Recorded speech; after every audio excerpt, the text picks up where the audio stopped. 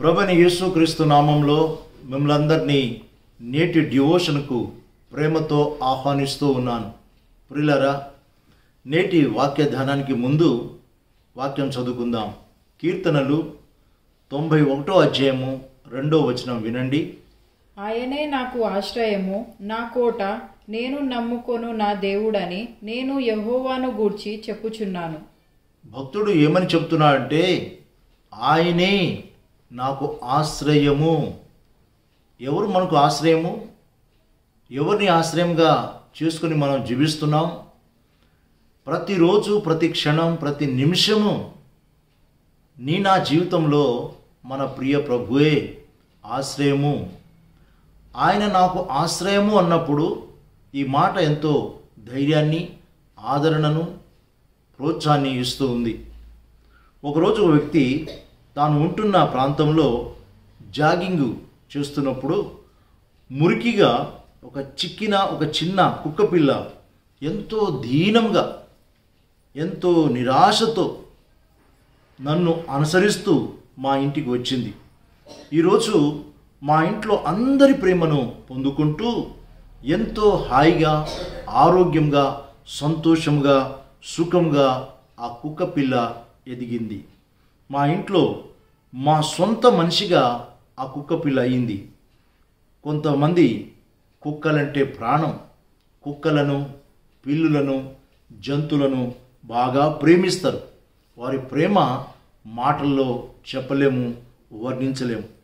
ఈ వ్యక్తి కూడా ఆ వైపుకు ఎప్పుడైనా జాగింగ్ వెళ్ళినప్పుడు, దేవా నీకు వందనాలు అని చెప్తూ ఉంటాడు.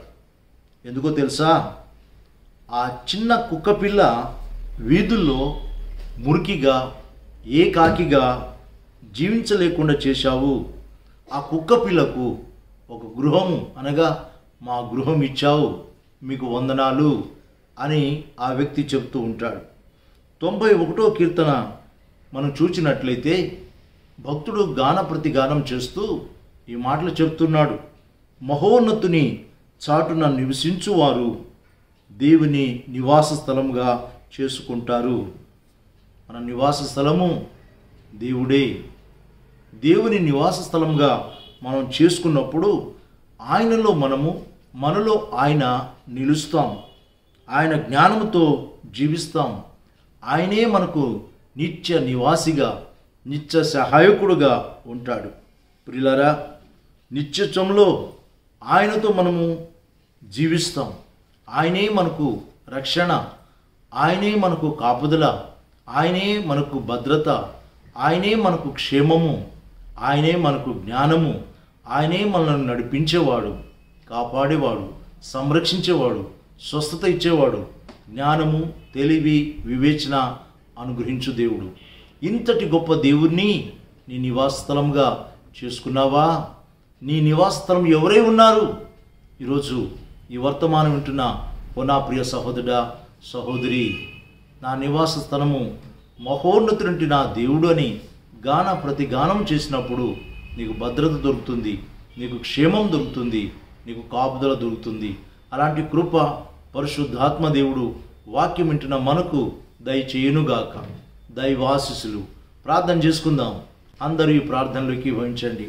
ప్రేమ కలిగిన తండ్రి, మహోన్నతుని మా ప్రభువా, మహోన్నతుని చాటున నివసించువాడే, సర్వశక్తుని నీడను విశ్రమించువాడు. అవును ప్రభువా, మా దేవుడు మహోన్నతుడు. మహోన్నతుడి దేవుణ్ణి మేము నివాస స్థలంగా చేసుకుని ఉన్నాం. మీ నివాసంలోనే మాకు సంతోషం, మీ నివాసంలోనే మాకు భద్రత, మాకు క్షేమము, ఆరోగ్యము, స్వస్థత, జ్ఞానము, తెలివి, సర్వ సమృద్ధినైనా మిమ్మల్ని నివాస స్థలంగా చేసుకుంటూ మీరిచ్చే ప్రతి దీవెన పొందుకులాగున సహాయం చేయమని యేసు ప్రభు పేరిట ప్రార్థిస్తున్నాం తండ్రి. ఆమేన్.